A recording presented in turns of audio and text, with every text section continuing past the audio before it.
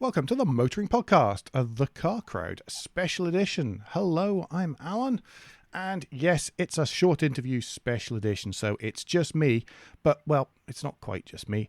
I'm joined by David Spickett, co-founder of The Car Crowd. David, hello. Hi, Alan. How you doing? Not bad at all, not bad at all. I think let's start, first of all, with a little bit of background about you, if that's okay, just so that people get an idea of who you are and what you do, really. Sure. So, I'm I guess, serial petrol head. I'm a bit of a car geek, I guess, as well. And I've been in and around cars since I was about 13 or 14 years old with my dad, and in rallycross and various different things. But unfortunately, in a way, my sort of career went into financial services more. So I've been consulting and working for banks and insurance companies and all sorts of things like that, learning how to be very boring, but also learning how to be pretty good on spreadsheets and things. And I guess I was approaching or getting closer to my 40th. So I thought, the time was now to try and actually bring my passion into my work and try to, that utopia place of being able to kind of, make your hobby become your career. So I went over to America actually with part of my previous role, and I saw a concept called Rally Road, which was an investment platform that allowed you to buy shares in classic cars. Right. I tried to buy a share in a Ferrari, but unfortunately I wasn't able to because I wasn't a US citizen. So I hightailed it back over here to the UK and, fairly promptly quit my job and thought I want to bring this over here to the UK and allow people to invest in classic cars over here. So, yeah, just trying to bring that passion really into my career. And that obviously has turned into the Car Crowd. That's the... Yeah, that's right. Yeah, October 19, we started the company formally. I mean, I've been working on it for about 6 months before that, and we'd taken a year really to kind of get the right regulatory permissions and the right business plan to be able to really launch. And we launched in October. So yeah, the Car Crowd now, if you like, as a business, has sort of been 2.5 years or so kind of in the making, but it's now starting to get some traction, which is great. And yeah. And it's offering exactly what you've just said. It's that opportunity to invest in a classic car. Yes, I should probably describe exactly what it does. Yeah, well, that was kind of where I was leading. Yeah, it's an alternative investment platform. So first and foremost, it is an alternative investment platform. It's also a kind of community as well. But the platform allows anyone really to be able to invest in classic cars. So we get petrol heads, savvy investors, whoever it might be, a way to join together to own a classic car outright and then collectively benefit from any future appreciation that might come through. Okay. And as I say, it is also a kind of, we are very passionate about the community aspect of it as well. So we do encourage the shareholders to access the collection whenever they like. The cars are stored at a hub in our East Midlands storage centre. We unfortunately, the cars can't be driven because we need them to... You've beaten me to it. That was going to be the big question I was working up to. Okay, sorry. Well, we'll come back to the driven bit in a second. But really the aspect that we wanted to try and get across is kind of cars and coffee once a month. We do want people to kind of come and sit in the cars, to come and see the cars, hear the cars, talk to other investors and shareholders in those cars about them, and really share some stories. I think the kind of cars that we're going after are looking from an investment perspective are the ones that really invoke the nostalgia and get people really excited. Do you want to run through some of the ones that you've offered shares in previously, and I guess people still own them, it's still ongoing, and maybe some of the current ones that are on offer as well? Yeah, so we funded 2 cars so far. We funded a Peugeot 205 GTI 1.6, which I think is the better one, but that's up for debate. That was a 24,000 mile car, so a real kind of rare car to find with such low mileage and just one single lady owner. So it's absolutely original through and through, and immaculate. That's now owned by 64 different people. They've joined together to buy that car. We funded a Renault Clio V6 as well. Again, I think one of the iconic cars that's never going to be repeated. The regular Renault Clio, and then someone decided to shove an engine in the back. Let's just put a V6 in the back, yeah. And I think that's always a recipe for, probably not particularly good profitability, but a fantastic recipe for any petrol head. So, we sort of, as soon as we started the platform, that was one of the cars on the wish list. That was funded. That's now owned by 69 different people that have joined together to buy that one. And then we've just launched 3 new cars. So there's a Ferrari 360 now on the platform. That's a 21,000 mile 2-owner Ferrari owners, club owners as well. Again, everything original toolkit. It's got the torch for there. It's got all the leather bound books, original leather bound trickle charger. Again, it's just it's got a steering wheel cover, seat covers. It's got the works. It's been so well cared for. How many miles did you say? 21,000. So again, a really low mileage. So, and that's red. It's Rosso Corsa red, creamer interior, manual gearbox, right-hand drive, UK supply car. So it ticks all of those boxes from a Ferrari investment perspective that you'd like to see to make sure you've got the best chance of appreciation. We've got then one of the rarest supercars in the world, the Spiker. It's a strange choice. It's very incredible. I mean, they're wonderful, but incredibly left field.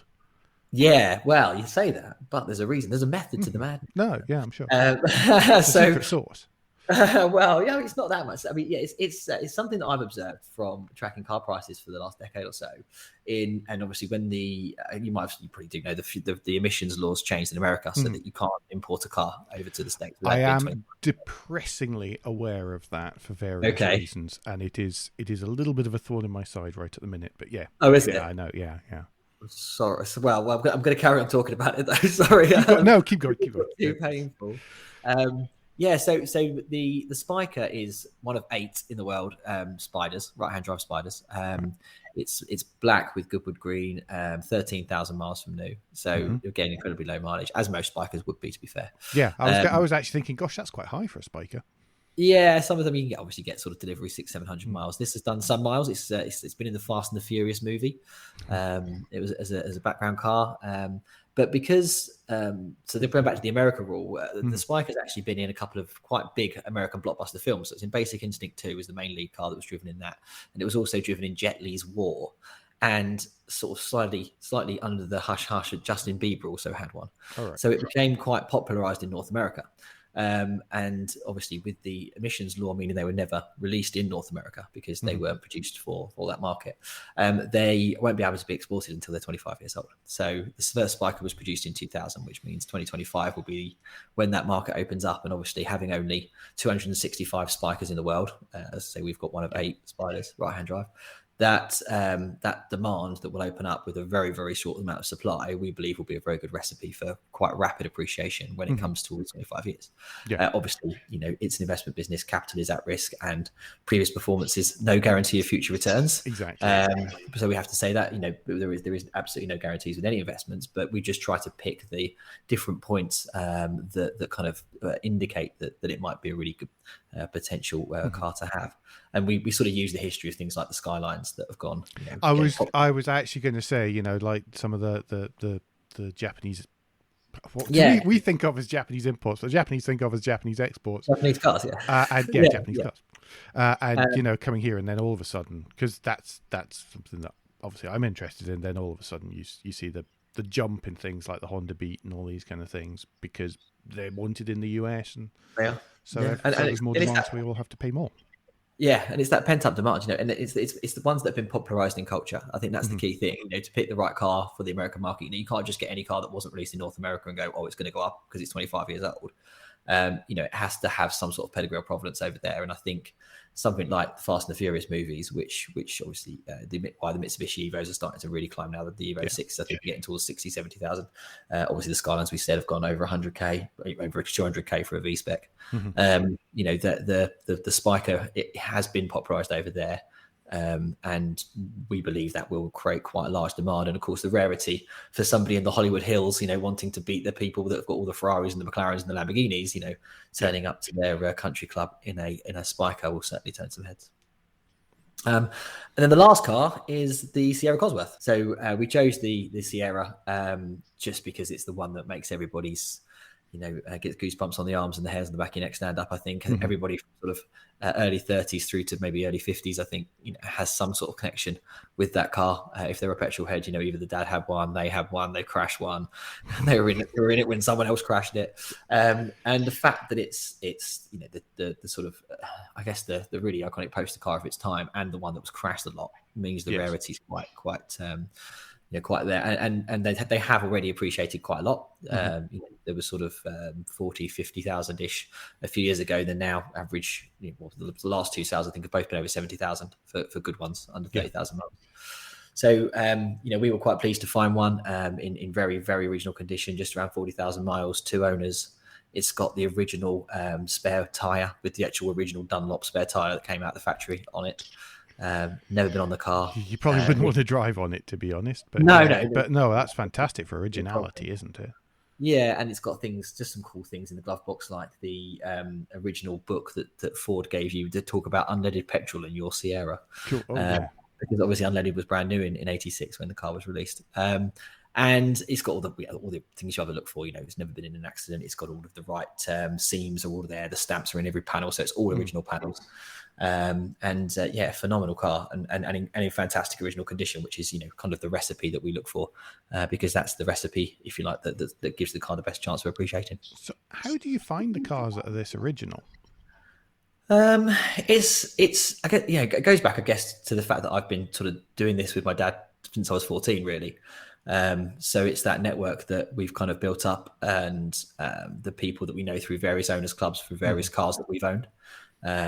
And the Ferrari was sourced from the Ferrari Owners Club. The Ford was sourced through the RS Owners Club. Yeah. So it's kind of talking to people, being nice. Not you never want to sort of talk to somebody, and if their car's not right, tell them it's rubbish and say that's not the one. We're very much aware that everybody loves their car, so we will love it too. It just might not be quite the right one for us. So so the main thing is really network, I guess, and trying to find the cars off market so that we can bring the best return on investment for the investors. There's no point us paying above trade price. No, or paying at an auction, I guess, where everybody's sort of out. There's lots of competition straight off, I suppose.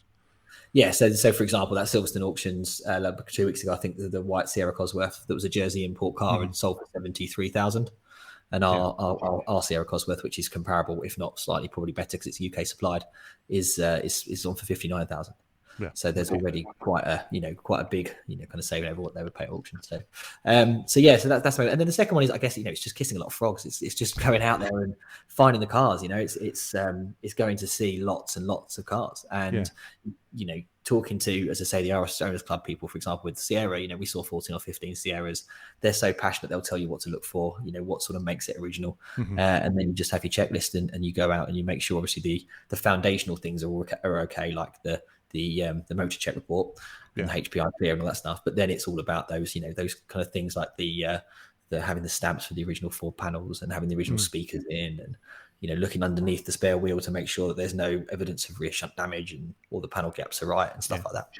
Just making sure that you've ended up with the best one you possibly can, I guess.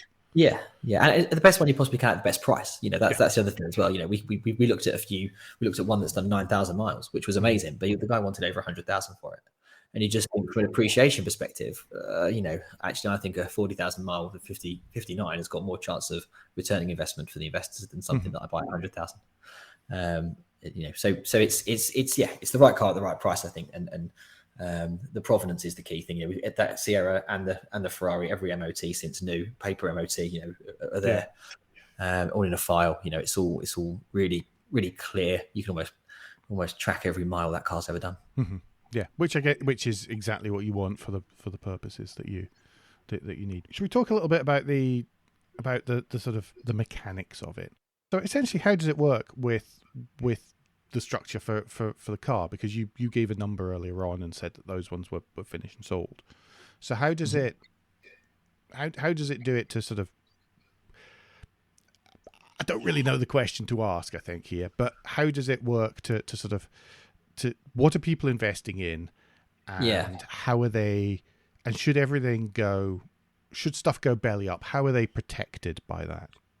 Yeah, it's a great question. And the question, obviously, we get asked the most because this is a new concept, from an investment perspective in the UK. Obviously, it's been going in the States for about the last 5 or 6 years with companies like Rally Road and Collectible and Masterworks, who they do it across everything from, a Superman or Pokemon card to fine pieces of art. Now you can own a fractional share, but in the UK, we're the first ones really, I think, to market to do it. And so it does need a bit of explaining, which is fine, and we're happy to sort of do that. We started the business deliberately going down the route of a limited company because we felt that's far more known and understood from an investment perspective than doing something like an NFT, so a non-fungible token, or some sort of cryptocurrency based thing, and tokenizing the asset. So it essentially works very similar to the way you buy a share in any normal company. So what happens is we source the car. We have the car at a certain price on the platform. So say with the Sierra, it's 59,000 divided by 1,000 shares, which will be 1,000 shares in the limited company.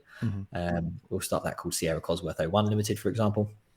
And you can buy one share, or you can buy at £59, or you can buy up to 10% of the vehicle, which is obviously £590. The reason we limit to 10% is just because the shareholders themselves vote when to sell the car. So they have full control over that limited company, which obviously owns that asset outright. So twice a year we ask the shareholders to vote if they want to sell or keep the car. If they choose to sell the vehicle, then we'll sell it. If they choose to keep the vehicle, then it rolls on. So if anyone had more than 10%, they'd be able to sway that decision, which we wanted to make sure it was more of a democracy. Yes, that's good. That was something that crossed my mind, actually. Yeah, it's something that comes up quite a bit. And then in terms of protection, the reason, again, another benefit of the way we set it up and why we set it up like that is because the car is owned by the limited company. The limited company is fully owned by the shareholders. So it's nothing to do with the car crowd, apart from we have one share, the original share in the limited company, that we then waive our rights, so we can't receive any dividends or do anything like that. Okay. We don't receive any appreciation. That's just a mechanism, if you like, of setting the company up. Even if the car crowd, something was to happen to us, and hopefully not, but we disappear, or we get liquidated, you as a shareholder are still left with your shares in that real asset. That asset is then sold as part of a winding up plan, and you are returned the share that you have for whatever value that car is sold for. Okay. So there's kind of a protection with that underlying asset for the investment as well. Yeah, that makes a lot of sense from that point of view. I guess the selling part is the bit that's also kind of interesting to me, in that you say everybody votes to sell. Is it a certain percentage of people? Because you know what it's like trying to get people to agree to anything. So I assume it's like, if it's over, I don't know, 80% or something like that. Yeah, so over 15% of the people have to vote in order for it to be declared a quorum, so a structured vote. And then it's a 50-50 after that. So it's democracy wins, basically. So, but you say it's difficult to get people to vote. Interestingly, so another mechanism to it is also that the cars can be used in PR or press, TV, film, magazines to try and earn dividends for the investors as well each year. So we facilitate that, and we've got connections through a couple of our founding partners, Natalie and Sam Pinkham, who are well connected in the media world, that offer quite a few opportunities. And the Peugeot was recently used in a classic car parade, and it was £250 was paid for the Peugeot to be used. And so therefore the investors receive a dividend. And we wrote to all of the investors using the voting platform and say, did you want the car to go in, expecting to have to maybe chase a few times or whatever, but the community is so engaged that we had a 92% response rate. That's and 92% of people said yes. So straight away, those shareholders own that company, they own that, therefore that car, they are making decisions operationally, day to day about where that car is used or what's happening to it. They're in control of their asset, if you like, or their investment, and they have much more of a connection to their investment than, say, if you're investing in something like British Centrica or M&S or something. You don't get to really be a part of the company at all or do anything with it apart from maybe shop there. But with this, you actually have day-to-day control, and you really do get to experience the asset as well. So, I mean, you always gave it away earlier on, because I was going to say, so do you get to drive it? Yeah. No. No. And so it's a catch-22, isn't it? I mean, it is. It's so difficult because we'd love to, and we do allow it. So we have a different. The platform will allow anybody to club together to buy a car. So if you wanted to club together, you and I wanted to club together, for example, and we said, we want to buy a Toyota Supra, and we've seen one and we want to buy it, but we want it to be a proper legal structured agreement between the two of us.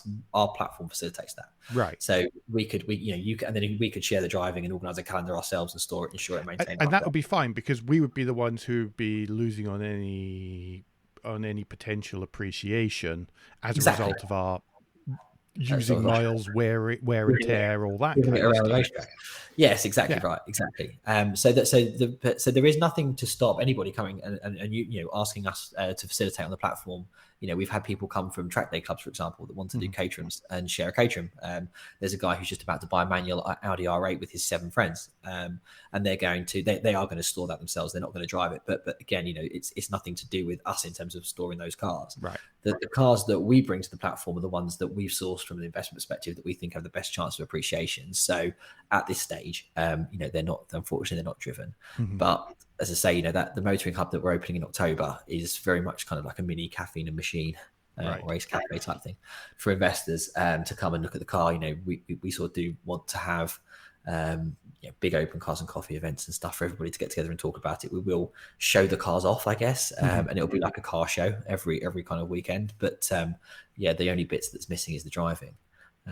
Do people mind? Well, what we try to say to people is, it isn't a replacement for owning classic cars. No. We're not trying to say don't own classic cars, invest all the money in this. Absolutely go ahead and buy your own classic without a doubt, because there is nothing more pleasurable than owning and driving classic cars. I have a Nissan Sunny GTI-R from 1996, which is that's a cool car to me. Yeah. Yeah, me too, right? And I loved it. I used to drool over them when I had a 1.4 Seat Ibiza, and I used to get beaten down the Southend seafront or going down the Birmingham S's. Yeah, but you had a Porsche sticker in the back window. Yeah, that'd have been cool, wouldn't it? System Porsche, I did put Porsche Carrera S wheels on, actually, but that's another matter. But yeah, so I guess the experience of driving classic cars should still be maintained. This is about investment. So if you already invest in stocks and shares, or if you already invest in wine and whiskey, or if you want to invest in cryptocurrency or Bitcoin, if you want to diversify your portfolio of investments, why not do it in something that you're knowledgeable about and you're passionate about? And also that's been a really fantastic performing asset category over the last decade. And the Knight Frank Wealth Report shows 193% increase in classic car valuations over 10 years. So it's massive, and it's probably even bigger this year because the prices are starting to go kind of even more astronomical. So it's just giving people a way to unlock that category without having to, if you wanted to have interest in 7 or 8 different classic cars, you'd have to have the room to store, insure, maintain them, and also to buy them. Whereas with this, you might buy one of those cars and then invest with us across 6 more, so that you've diversified your risk and spread your risk and diversified your portfolio and had a bit of fun whilst doing it. Cool. I'm really the social side of it was actually something I wasn't expecting. That seems to be quite that's so popular. That's a great sign for you guys, surely. Yeah, and it's proven we've got quite a big Instagram following, and I think when we open up the unit, and we'll open up to the public as well, and we'll do some cheeky things like anyone who's got a share in a car can have a free coffee, but anybody else pays for them. You see, that's perfectly reasonable. It's no different. It's no different to what John Lewis do. No, that's it. And our plan is actually to start doing a dividend, so profit shares out of the motoring hub as well, so that we really do make it a collective car collection. Okay. So although we facilitate it, it's actually owned by the people. That's the dream, is to have our own car show, and everybody coming together and walking around a 100 or 200 field car show and going, own a piece of that, own a piece of that, own a piece of that, own a piece of that. And it is those cars that people loved as kind of kids, or they just invoke that nostalgia. People, a couple that have shares in the Peugeot they bought their shares because the husband was driven to his wedding by his best man in a grey Peugeot, E-Reg Peugeot 205 GTI. And he came up and he wanted to sit in it, and he got photographs with his wife on their anniversary, and it was sort of a big thing for them to come and do. And we're enabling that sort of thing again because they can't afford to buy that car outright. It's it's nearly £20,000 worth now for a little Peugeot Hodge. So there's the Spiker, the Ferrari, and the Sierra are ongoing. So what would people have to invest to actually purchase that? Invest to purchase, yeah, that does work. Invest to purchase a share or whatever the minimum number of shares is in any of those.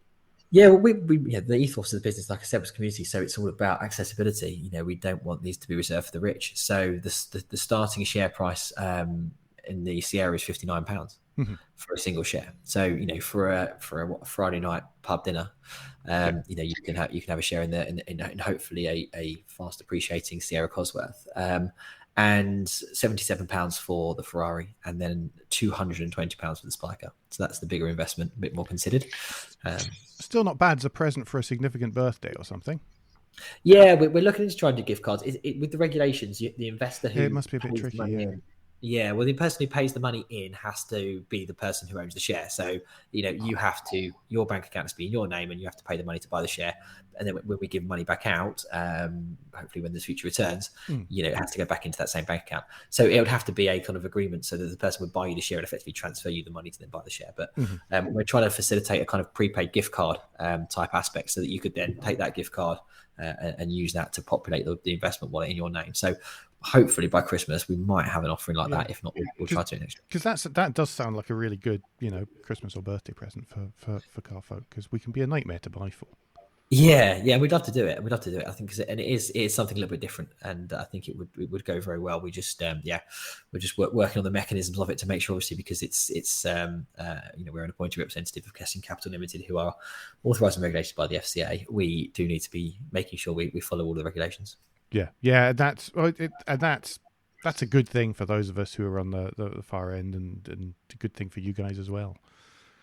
We fought hard for the regulation. It took us over a year, and I'd looked at a lot of models. The sort of bonded warehouse type model that whiskey and wine use, where you buy a piece of a warehouse that may or may not contain whiskey, that's not on UK soil, and then when it's sold, you sort of loopholes and stuff, and it's all loop. It wasn't clean, I guess, is what is why I didn't want to go down those routes. And then obviously, I said we talked about the crypto side of things, which is completely non-regulated. Yeah, and it's a bit like the Wild West for the last 5 years. I just felt that actually it was really, I was passionate about making sure if we are going to try and open this up to petrolheads everywhere, that we need to do it in a way that is understandable but is also safe. And we have to be compliant with stringent regulations in order to try and make it as safe as possible for the investor. It obviously carries risk, it's an investment, but in terms of the way, the mechanism of how the client money is held, and all the way we advertise and market everything, and how we're transparent with the information, all of that should give confidence when investing. Cool. So if people have that confidence, what's the best way for them to be able to find out more, to get in touch? Best way is the website, I would guess. So www.thecarcrowd.co.uk. There you can click on the invest in a car on the left hand side, and you're taken to our invest in a car page, and all the details and the FAQs and everything are on there. We've got Instagram and Facebook, which is the Car Crowd UK. And then we've also got TikTok, which is also the Car Crowd UK as well. Okay. But bear with me on TikTok. So we just started that one. So I'm getting a younger person to come in and run our digital channel so that I can be reverse mentored.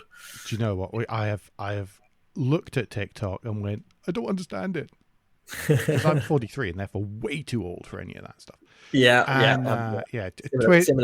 Twitter, Facebook, Instagram, I can deal with. TikTok was just like, no. It's like Snapchat. We've sort of outsourced it, but we've got somebody coming in who's a 22-year-old lady who's coming in to do a lot of our TikTok stuff, and hopefully, it's worth following because it's cool car content on there. If you don't want to invest in the cars, just join the community. And as I say, the East Midlands hub's going to be opening in Edlington, which is just west of Southwell, in East Midlands. It's an old farm shop that we've converted with a big storage unit on the side where the cars are going to be kept. We're going to have some coffee area there, wood fire pizzas. It's about 30 car park, so people can come in and just drop in anytime. We'll be there working and just chat cars. Yep, and if people are following you on those platforms, they'll know exactly when that's possible. So yes, definitely. Yeah, that's absolutely genius. David, thank you so much for your time. That's been really interesting. I've certainly learned a whole load. Thank you.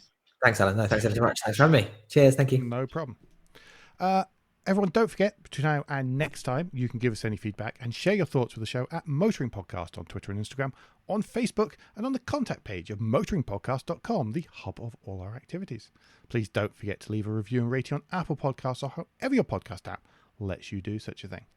To get in touch with me, it's best to use Twitter, where I'm at AJP Bradley. That's BRADLEY. And to get in touch with Andrew, search for Crack Windscreen on Twitter. We'll be back next week, but until then, I've been Alan Bradley. There's no Andrew Clues, and safe motoring.